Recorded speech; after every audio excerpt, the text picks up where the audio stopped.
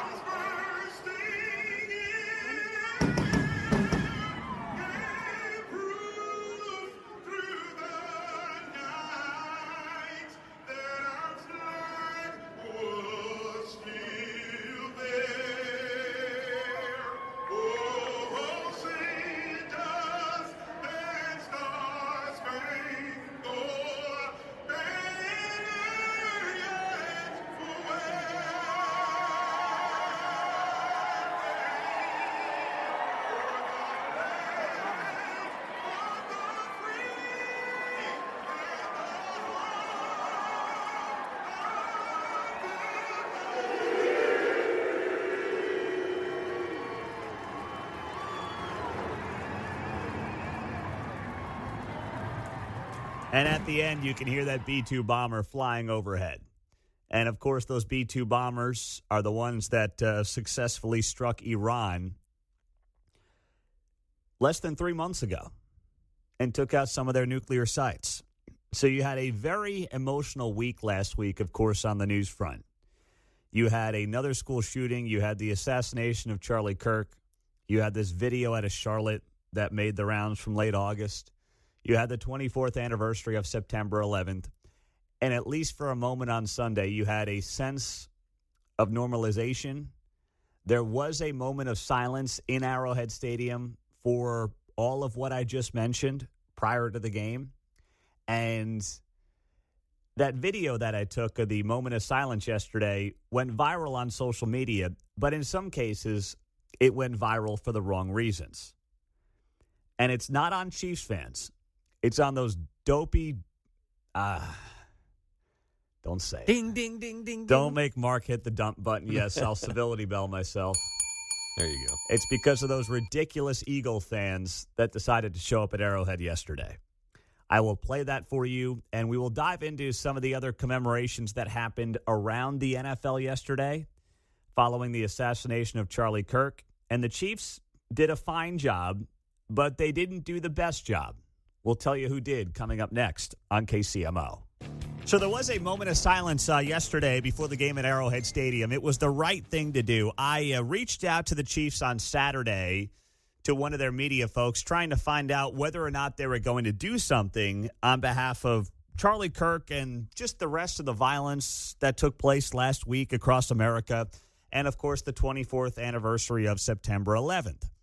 And I did not hear back, at least from my person involved with the Chiefs, but I was more than happy to hear and see them do this yesterday. It was at about 3:15, right before the player introduction. So that was at about 3:15. So let's say it was 3:10, 3:11, somewhere in there. So 15 minutes before kickoff.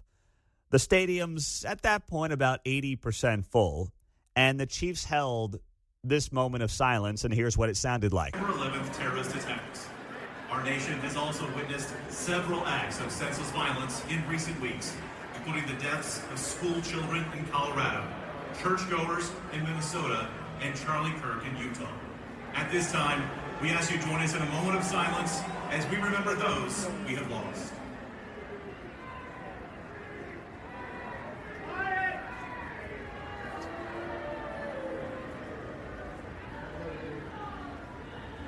Thank you. So you can hear the boos there, and that video, which is up on my X page and also on my Facebook, people were like, why are Chiefs fans booing? I expect better. No, the Chiefs fans were booing because you can hear a bunch of knucklehead Eagles fans doing their E-A-G-L-E-S because, Eagles fans are very proud of themselves when they remember how to spell their own team's name because their IQ is like 37. So that's why they do that, because most of the fan base can't spell the team name. So it's a great way to teach grown men and women how to spell the word Eagles. That's why Eagles fans do that. So Eagles fans in the stadium, in the middle of this moment of silence, which wasn't about Kansas City, which wasn't about the Chiefs, but was about America. And these knucklehead Eagles fans start chanting their dopey team name during this moment of silence, which, once again, wasn't about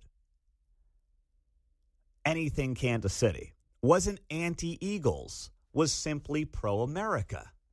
But, of course, Eagles fans can't help themselves because this is who they are. And I say this as someone who spent 4 years in college at Villanova, right outside of Philadelphia, where the Eagles fans were the absolute worst of the worst. It's like, guys, come on, especially if you're a football fan, you probably lean a certain way. At least that's what the political data would tell us.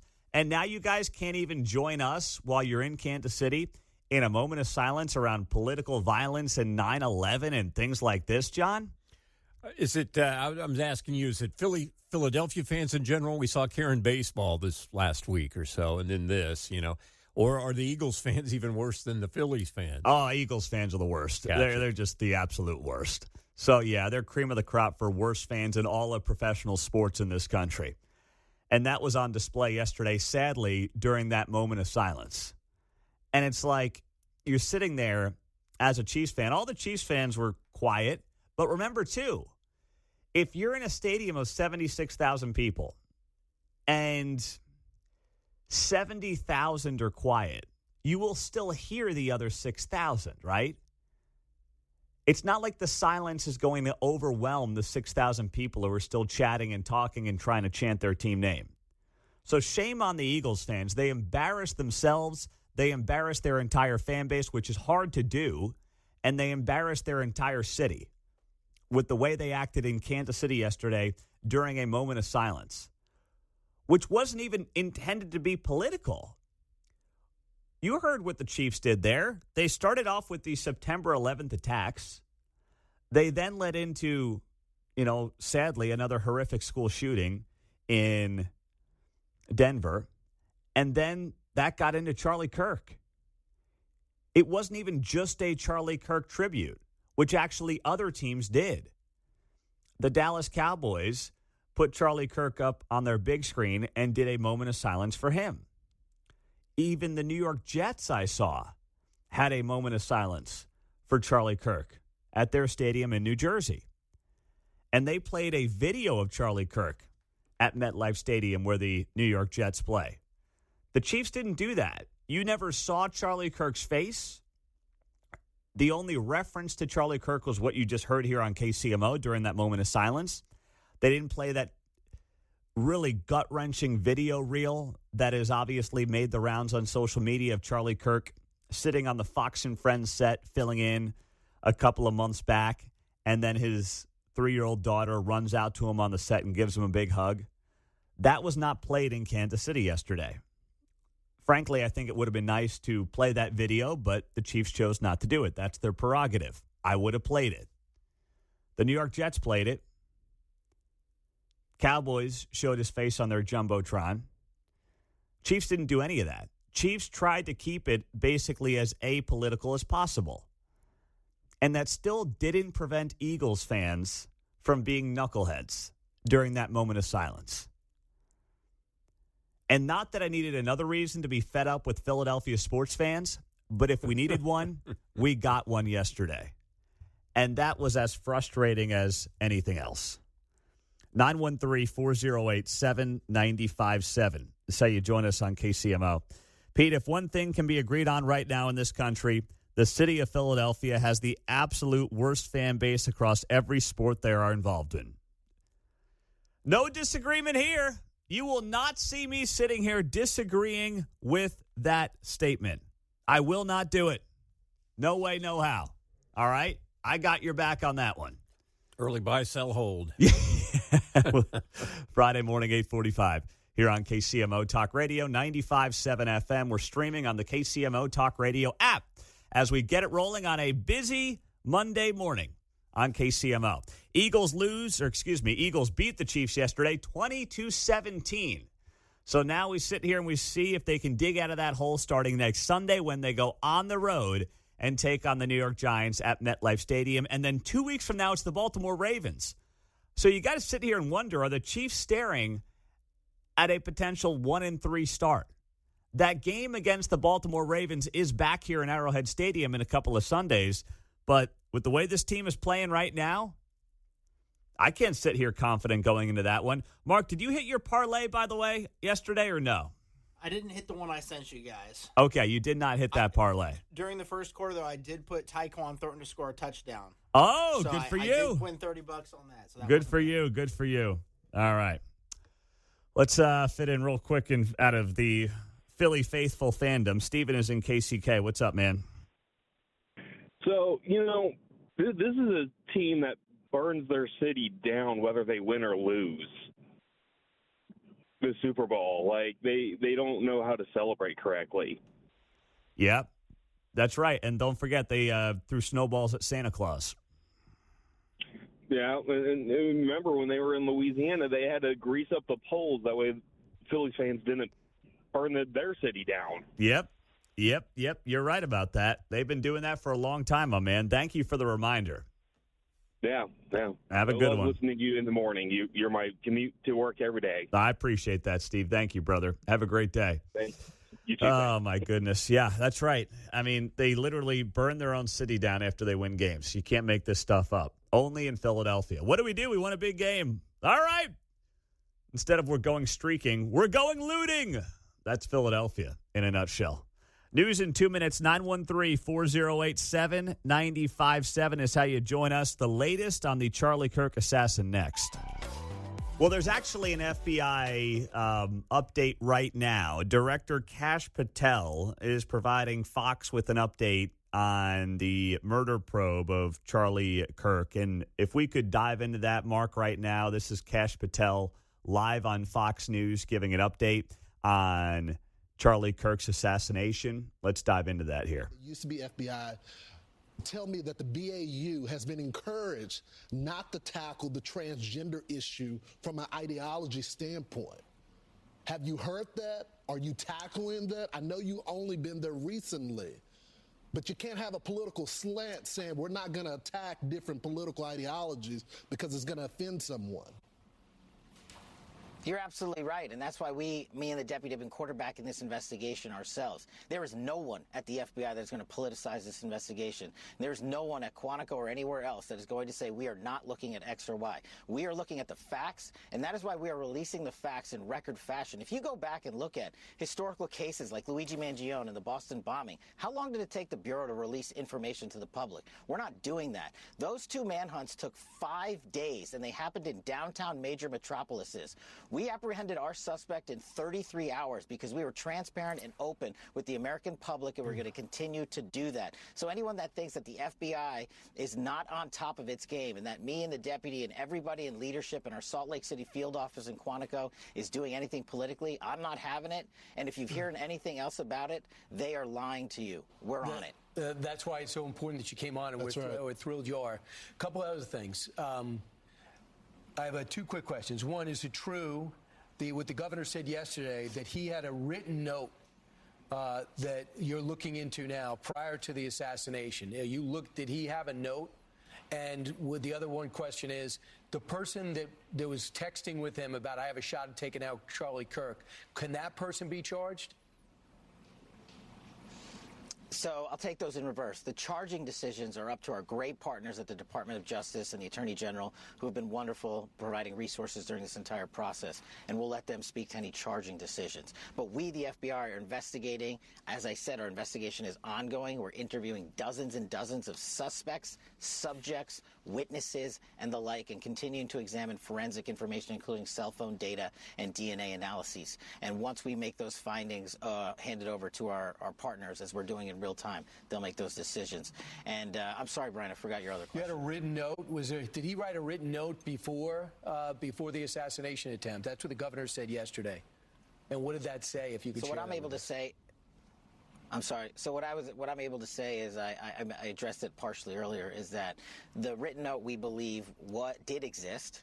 And we have evidence to show what was in that note, which is, and I'm going to summarize, basically saying, the suspect wrote a note saying, I have the opportunity to take out Charlie Kirk, and I'm going to take it. That note was written before the shooting. Evidence of its existence, we now have learned, existed before the shooting, was in the location in the suspect and partner's home. But we have since learned that the note, even though it has been destroyed, we have found forensic evidence of the note, and we have confirmed what that note says because of our aggressive interview posture at the FBI. So, Mr. Director, I'm curious, and there has been some criticism, so I appreciate you coming on our program and discussing it with our audience.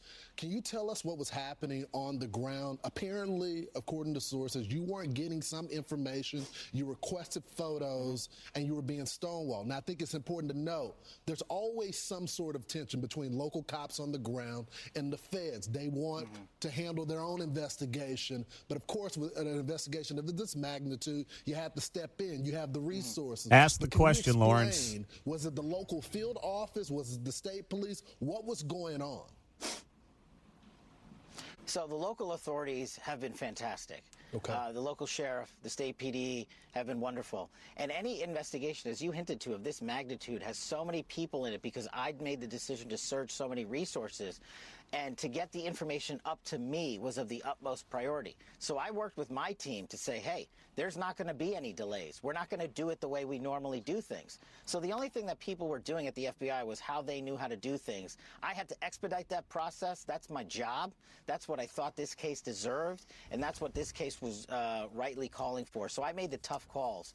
But I wasn't critical of anyone in particular. I just said, we got to move faster. And that was my call to make. And if there's any criticism there, you can put it right here. Who wasn't giving you information? All right, that's Kash Patel on Fox and Friends right now. The FBI director giving an update on the assassination of Charlie Kirk. And the takeaway there in those couple of minutes we just aired is that there is a letter, it sounds like, that was found in the home of the alleged assassin and his roommate, who, yes, as we know, is a transgender person or is a transitioning person. I don't know where exactly they're at in that process, but there was a letter that was found that they have in forensic evidence suggesting that this person was going to commit this act. Now, we're learning more about the roommate, and Fox had this story here yesterday that the trans roommate of the alleged assassin hates conservatives and Christians, according to a relative who spoke to Fox News. The 22-year-old, who has not been charged and whose name has not yet been released by the authorities, was in a romantic relationship with the suspect, also 22, according to the relative. She said that this person is in the process of transitioning from male to female. The woman who asked to remain anonymous told Fox that her relative began to act differently when he turned 18 and said that he developed a hatred of Christians and conservatives. The relative told Fox he hates conservatives and Christians. He hates us. He was not raised that way, but he, over the years, has become really detached and been fully radicalized. And he obviously got progressively worse over the last year or two, and that he was always very angry. Adding here that the suspect got a lot worse in the last year that he was dating this trans person. They're big gamers. They obviously have that group of influencers as well around them. But my gut tells me, says this family member, the roommate did a lot more of the influencing. So this is obviously a huge part of the investigation right now that is ongoing by the FBI and also local law enforcement in Utah to figure out what radicalized this young man, who did not grow up in a household where you would think that this would happen, right? Guy's dad was in law enforcement. His mother's social media that has gone viral made it look like they were a very normal family in many respects, which goes to show you this online radicalization can happen so quickly and so dramatically in a way that it couldn't happen pre-internet. I mean, if you had weird, psychopathic, angry, violent thoughts going back pre-internet, you'd have to actually search out for a group of people in your community that were like-minded. And that was going to be difficult to do. If not, you would just stew by yourself and look at your four walls and have these disgusting, disturbing thoughts. Now you can actually find yourself some form of camaraderie via the internet, right on your phone, through gaming, through whatever it might be. I'm not suggesting going back to a pre-internet time. That world is not realistic. But like too many of these, a lot of the radicalization is happening in the dark web. And what we do about it, I don't know. I mean, having a government going out there and trying to decipher what is the dark web and what should be allowed and what speech we like and what we don't like and how we go about doing that. I mean, my goodness, how many resources is that going to take? From the federal government, from state governments? I mean, that is a web that we may not be able to get into. I don't know what exactly that would look like. But that's where this is happening, and that remains a very consistent theme through many of these tragedies that end up happening in this country.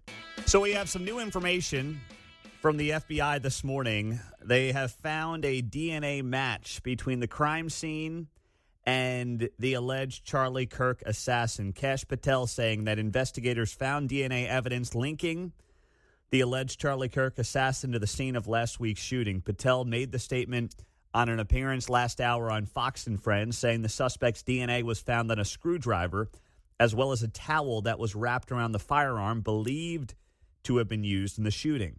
Patel saying, I can report that the DNA hits from the towel that was wrapped around the firearm and the DNA on the screwdriver are positively processed for the suspect in custody. Authorities say that the individual jumped off a roof before fleeing Utah Valley University's campus moments after the shooting. They say he then ran through a patch of woods into a nearby neighborhood, leaving the towel-wrapped firearm in the woods. The suspect is currently under special watch with authorities in Utah. Police say he has not been cooperating during the interviews. So that's where we're at right now.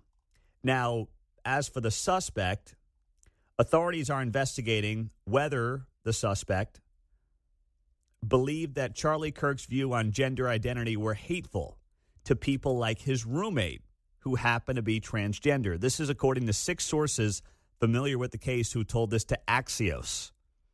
Investigators believe Robinson's anger at Charlie Kirk's views could be a key to establishing a motive for the slaying of Charlie Kirk. Each of the 6 sources familiar with the investigation told Axios that investigators believe the suspect had a romantic relationship with his transgender roommate. Now, the roommate is cooperating with authorities, according to Utah's governor. But the suspect himself is not, and has not confessed to the shooting. So this brings in a whole nother layer of this entire story that we still have to learn more about. I mean, right now, we're sitting here still with so many questions, but we're getting more answers over time. We're understanding what we thought was the case right out of the gates, which is obviously this is somebody who was triggered by Charlie Kirk's views. And what did they do then? They did the worst thing imaginable. They took the life of somebody who went to college campuses for a living and debated with people he disagreed with, who did everything that we want people to do when it comes to differing viewpoints and differing opinions. Go to the source and have the conversation. And by the way, over the weekend, it was Bill Maher who was talking about this very thing. It was Bill Maher, who, to his credit, was talking about this over the weekend. And Bill Maher, of course, is a classic liberal, but Bill Maher said, hey, it's the people on the other side, it's the people that I disagree with, who are the ones who are more likely to talk to me, who are more likely to want to converse with me, even when they disagree with me, than people on my own side. Listen to Bill Maher over the weekend. You know, the right-wingers, say what you want about them, but they talk to you. They're not into this leftist think. The left really has much more of a, I don't talk to you, I don't want to deal with you, you're deplorable, I can't break bread with you. Yeah. That attitude, and like all the right-wingers, they don't have that attitude. No, again, I didn't vote for them. And Charlie Kirk and I certainly don't agree on much politically. But he sat here. He's a human being. He's not a monster. And a husband and a father. Yes. And I liked him. I liked them all. They're all nice people when you meet them in person. And they're not as crazy as they would. Nobody's as crazy as they make them out to be. That was Bill Maher this past weekend, saying my side does not do nearly as good of a job of actually talking to people they disagree with.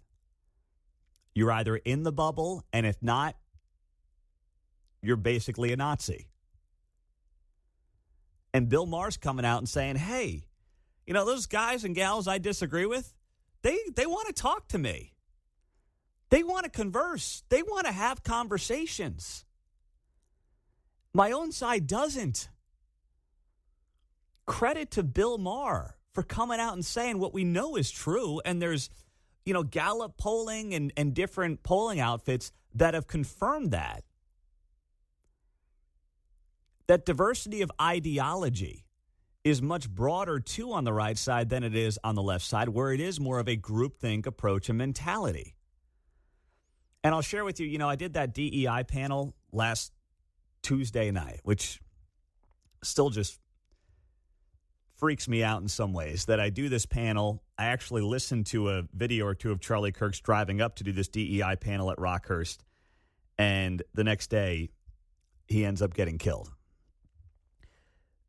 This guy, Graham Parsons, was on the panel.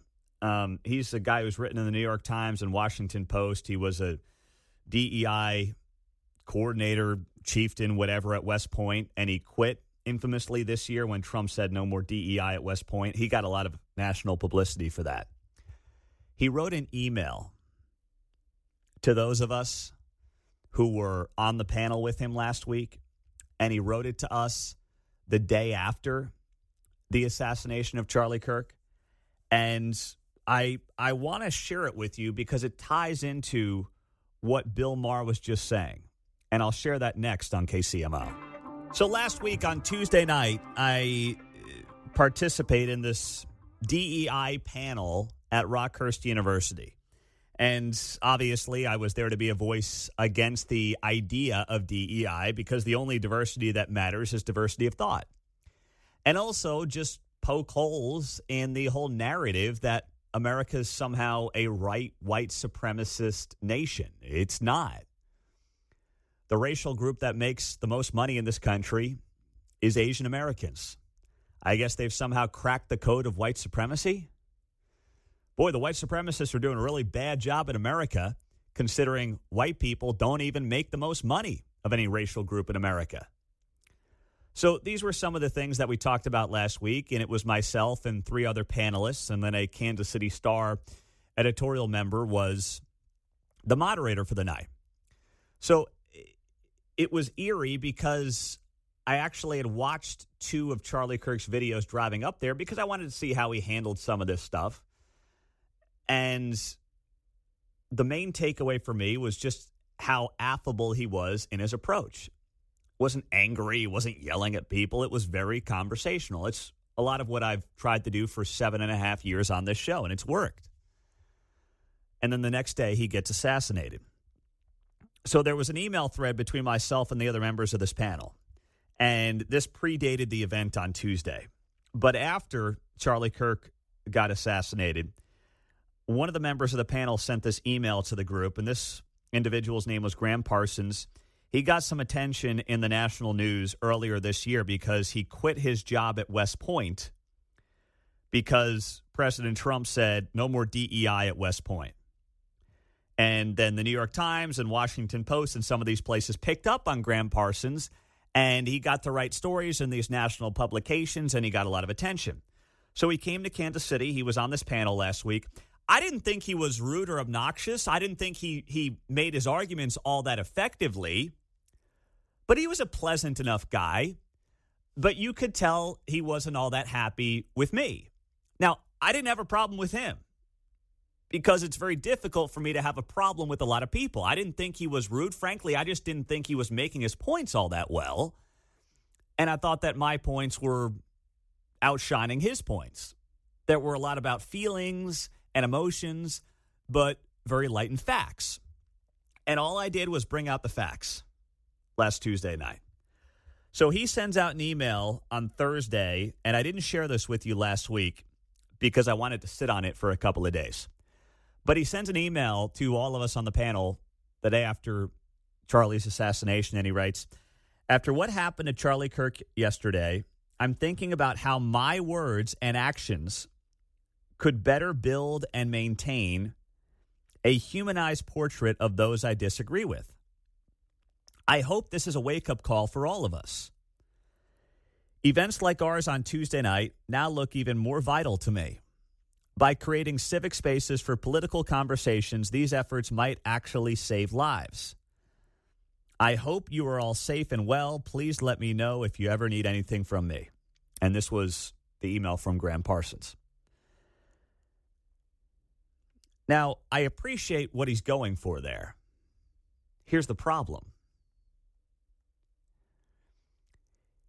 If part of your pitch is that Americans are inherently anything based on their race, if Americans are inherently white supremacists, if Americans are inherently bigoted simply driven by the color of their skin, you can't come out in the backside and say, I want to better build and maintain humanized portraits of those I disagree with.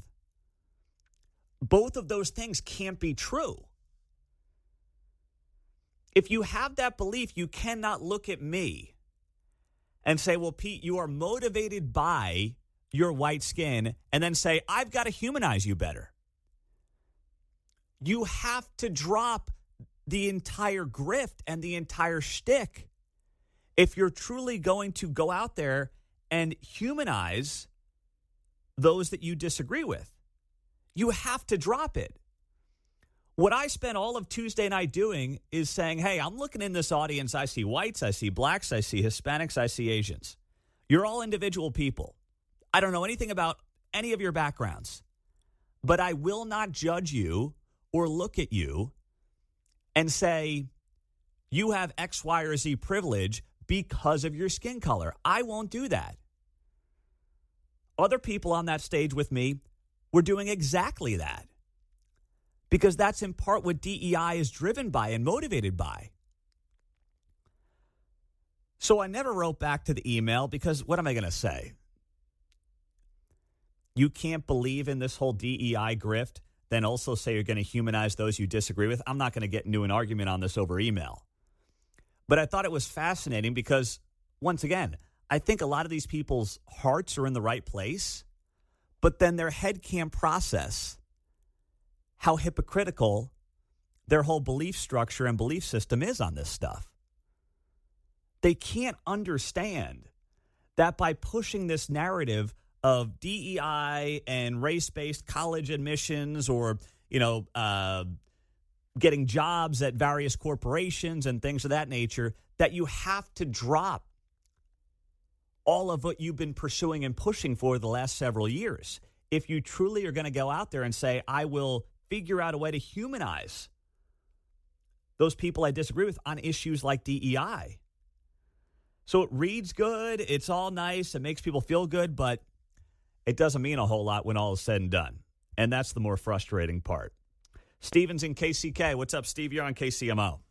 Hey, Pete, like you, I wanted to wait a few days to kind of process and marinate all this, before we discuss it. I think we're all looking at we're all feeling the same thing. A few months ago, I was at the Riley Gaines event, the Turning Point, and it kind of brings to mind the line from Obi-Wan Kenobi: "You strike me down, and I will become more powerful than you can possibly imagine." I don't know if you saw it this morning, but Charlie's organization, I didn't know this, he changed the game in terms of registering college students in swing states, and he wanted to have 23,000 high school after school America clubs, and they have 32,000 reservations so far. He's already achieved his lifetime goal, over 48 hours. So what is dangerous to me is that I don't see anyone else honoring this sort of pledge to tone down the rhetoric except Fetterman. I mean, this is extremely dangerous when we have one side who has held the Free Palestine close to their bosom. They've nurtured this violent strain of far left ideology. Now they're far right people, but not like this. There is no one who can. That's what I fear, is that they've created a Frankenstein's. I think Victor Davis Hanson said they've created this Frankenstein's monster, and there's no way that they know there's no way to get it back. And Fetterman is the only one who will say anything about it. And plus, we have to go to the New York Times on the Saturday News Drop and the Daily Mail.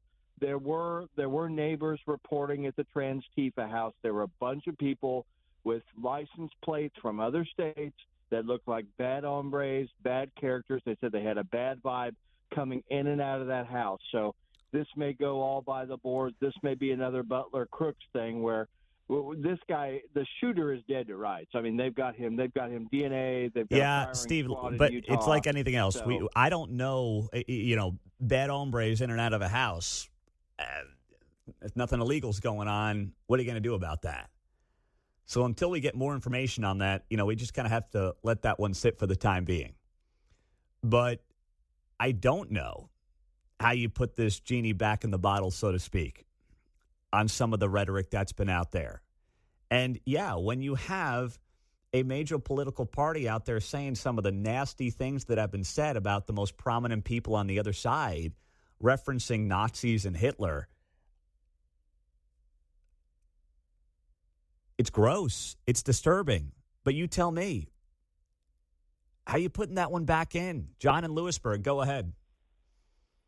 Yeah, Pete, Bill Maher is probably one of my go-to podcasts. And I've got the ability as an artist, I'm at my studios 6 days a week, 10 to 12 hours a day, and I can listen to these long-form conversations, and I love it. I love listening to people who disagree. And Bill does a great job. And I would encourage everybody listening to go back and watch or listen to his podcast with Charlie Kirk. Mm-hmm. It was great, amazing. Mm-hmm. So I love it. He is a classic liberal with an open mind. I'm classic liberal conservative with an open mind. But when you cannot have conversations, we can't get anywhere in this country. It's impossible, man. I mean, you and you know what? More people than not don't want to have conversations with those they disagree with. Just go on Facebook. It's a cesspool, right? But if part of Charlie Kirk's legacy is embracing conversation, I don't even want to say debate, but embracing conversation with those you disagree with, man, that is going to be a heck of a legacy. But prominent people are going to have to live it on both sides of the aisle, by the way. And as Bill Maher said, and we played it earlier this hour, Bill Maher was the one who said this about those he disagrees with versus those he agrees with. The right-wingers say what you want about them, but they talk to you. They're not into this leftist think. The left really has much more of a, I don't talk to you, I don't want to deal with you, you're deplorable. That's Bill Maher. over the weekend. So I think we'll do our part. I'm happy to do this, and obviously I've been doing this for a long time here in Kansas City, finding those conversations and happily going on panels like last week at the DEI event at Rockhurst. At first I didn't want to do it, and then I said, I've got to put my money where my mouth is and do stuff like this. Yeah. And little did I know what was going to happen on Wednesday. So yesterday, there was a tragedy in South Kansas City. 2 men were shot and killed Sunday morning in a grocery store parking lot in South KC. At about 7 a.m., officers with KCPD were called to a parking lot outside El Mercado Fresco near Longview Road and Winchester Avenue on reports of a shooting. Officers showed up. They found a man suffering from gunshot wounds. KCPD attempted to save his life, but when emergency responders got to the scene, they confirmed that he had passed. Additional officers were called to the scene and taken to a different side of the grocery store parking lot. There they found a second man suffering from gunshot wounds, and he also passed away yesterday. So this is 7 a.m. Sun is up around Kansas City on a Sunday morning in a grocery store parking lot.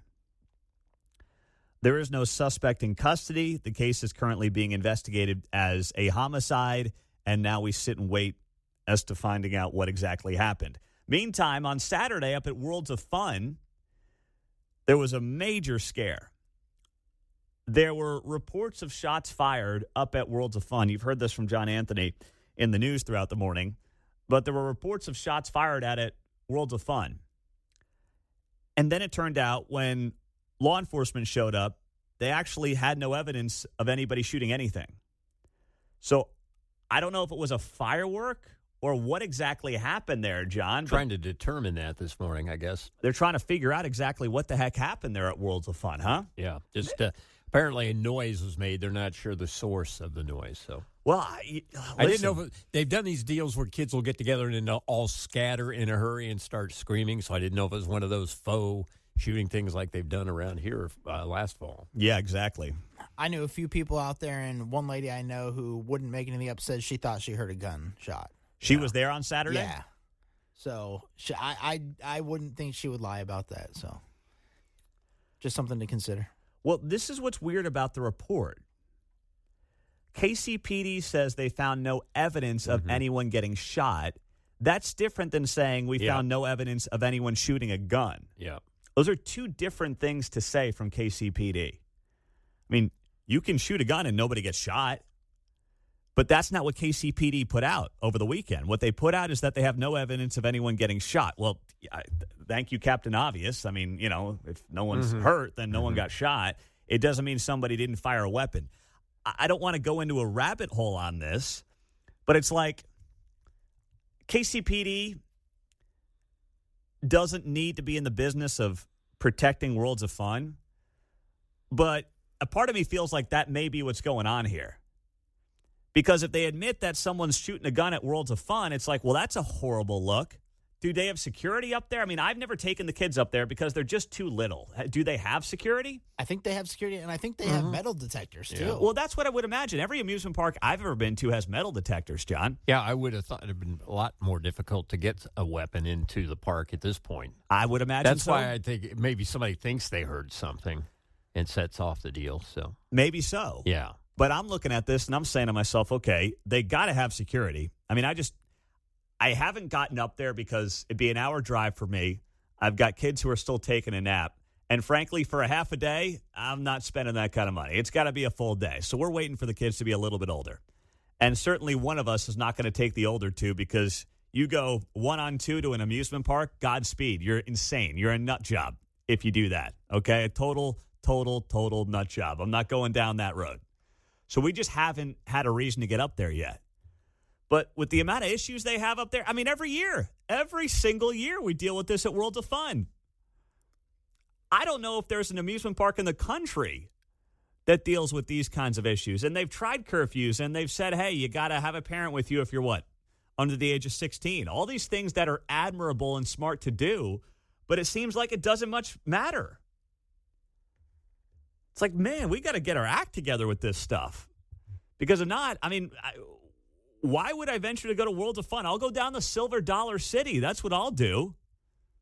I'll make the 3.5-hour trip. I'll bump into former Governor Mike Parson at Buc-ee's while I'm on my way down. I'll do that because, boy, going up there, hard pass. Now, I'm not going to be there at 9:20 at night anyway when things start to get hairy. But this is a horrible way for Worlds of Fun to kick off, a pretty important part of their season, getting people all fired up for Halloween and doing their haunt. So maybe we'll find out more. I'll reach out to KCPD today, but I'm sure local media will move on from this story quickly. But someone's got to ask the question, did they find no evidence of anyone getting shot? But is there evidence of somebody firing a gun? Are there cameras? I mean, there are. So what do we know about this? Because if someone is firing a gun at Worlds of Fun, I want that investigated. And even if no one got shot, that's worth pursuing because of how many thousands of innocent Kansas Cityans you've got in a location like that trying to just spend their Saturday night taking in the Halloween haunt. It's 8:40 on a Monday morning on KCMO. We're reeling from yesterday's Chiefs loss, of course, to the Philadelphia Eagles, 20-17. And there were a couple of things that stood out to me. First off, as someone who was there were boo birds out for the offense yesterday. And I thought that those were well-deserved. The offense lacked any creativity. Patrick Mahomes had to do everything. And I know that some of you on the text line this morning were ragging on Patrick and saying, boy, he missed some open receivers. He certainly did. Now, he made up for it. He hit Tyquan Thornton for that big touchdown to try to make it close there at the end after he missed Tyquan Thornton, by a country mile. My goodness, that was like surprised on that. That was like a D3 quarterback miss. Should have had 2 touchdowns to Thornton, probably. Probably so. Although I can't help but think of Roger Marshall every time I see the name Tyquan Thornton. He switched numbers on us. I know. Number 80 now. I know. The story of Roger Marshall calling into this show a couple of weeks back from training camp being like, number 2's looking great. And it was Tyquan Thornton. Every time I see his name now, I think about Doc Marshall. But between Mahomes being fairly inaccurate on like the couple of downfield passes he was asked to throw yesterday, because mostly the offense is now a dink and dunk offense, but then also bailing the team out with his legs time and time again, it is frustrating to watch because we're in year 3, year 4 of this offense now being set up the way it is and lacking a lot of downfield passing and creativity. And then also asking the defense to basically keep everybody under 20 points. Now, if you had told me the Chiefs would hold the Eagles to 20 points yesterday, I would have predicted a win. Because I just would have thought that at home with the crowd behind them, they would have been able to get something going offensively. And they really never did. And then you had Harrison Butker missing a field goal, which was certainly out of character as well, too. And that was frustrating as well. I know it wasn't a chip shot, but still, it's like, man, that was just tough. And the Chiefs feel like they did so much drafting Worthy, then he gets hurt, and then they, draft Rice, and then he has the suspension and gets hurt last year. So they haven't had their weapons like they should. They should have a better offense last year and this year, but they just haven't had everybody. Well, but here's the thing, though. I mean, you're right, Mark. But like Rashee Rice, we all knew was going to get suspended. Okay, we all knew this was coming. Mm-hmm. And did you see that Kelsey? I'm assuming this wasn't photoshopped. But now I don't know what to believe on the internet.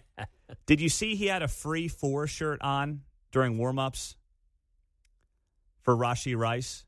I missed that, but I'm going to look that up. All right, look that up, Mark. See if that's real or if that's just like literally an AI-generated shirt that someone put on Travis Kelce. Yeah. It was free 4 with Rashee Rice, who's number 4 on it, because he's in a 6-game suspension because of the 6-car pileup crash that he induced last year in the spring of 2024. But anyway, what do you got for me? It says multiple Chiefs players wore that shirt in the warm-ups yesterday. Are you serious? Yes. Shame on them. Shame on them. How about you worry about Rashee Rice getting his head on straight, and then you don't lose the guy for 6 games, okay? Dude's going 120 on a freeway outside of Dallas. Could have killed people. And your response to that is to put on a T-shirt saying free 4? You freaking kidding me? What an embarrassment. I know he's your teammate. I know you got to stick by the guy. But holy cow, he could have killed people. After the week that this country just had, you guys are putting on free 4 shirts? You should be ashamed of yourselves. That's pathetic. I feel like I see a team that's unfocused. I think that's confirming some of it. I would say so. And you know what? I mean, I know that we don't have the clothing police there with the Kansas City Chiefs, but where's the adult to say, hey, guys, take the shirts off. Go grab something else out of the locker room. Rashee Rice is serving a 6-game suspension because he was going 120 miles an hour on a freeway and could have killed people in a 6-car pileup. Okay? I mean, stop making him out to be the victim here. He's not. He's a knucklehead professional athlete who, yes, I will cheer for when he comes back. And you want to call me a hypocrite? Fine. I will cheer for him when he comes back. But he's serving a suspension that is well-earned and for a reason.